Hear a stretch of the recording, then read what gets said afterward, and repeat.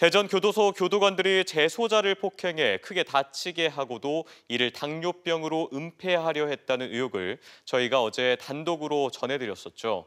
문제의 교도관들은 교도소 내 의무관에게 재소자가 의식을 잃은 과정도 제대로 전달하지 않는 등 조직적으로 은폐를 시도했다는 정황이 포착됐습니다. 김성국 기자의 단독 보도입니다.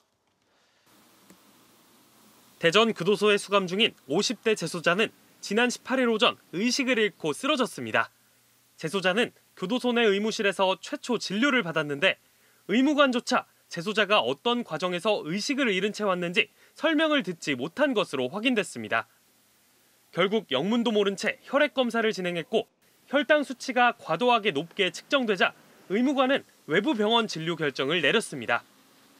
교도관들의 은폐 속에 외력에 의한 장기 손상과 몸속 출혈이 발생하고 있다는 사실은 최초 호송된 건양대 병원에 가서야 확인할 수 있었고 재소자는 치료가 가능한 충북대 병원으로 또다시 옮겨져야 했던 겁니다. 설명을 못했을 거예요. 교도소에 있는 의사가 그 당시에 이 수용자가 갈비가 부러졌는지 뭔지 전혀 알 수가 없었기 때문에 그냥 쇼크로.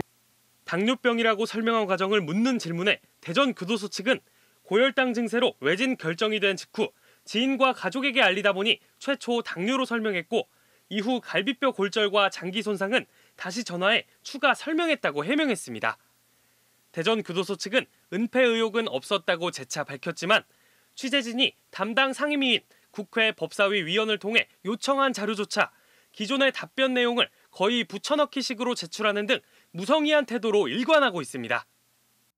성의 없는 답변 태도는 일단 사건을 숨기기에만 몰두하는 것으로 보입니다. 이런 법무부와 교정기관의 오만한 행태에 대해 국정감사를 통해 꼼꼼히 따져 묻겠습니다. 보도 이후 대전 교도소 측은 내부 정보가 새고 있다며 교도관들을 상대로 교육하는 등 입단속에 나선 것으로 알려졌습니다.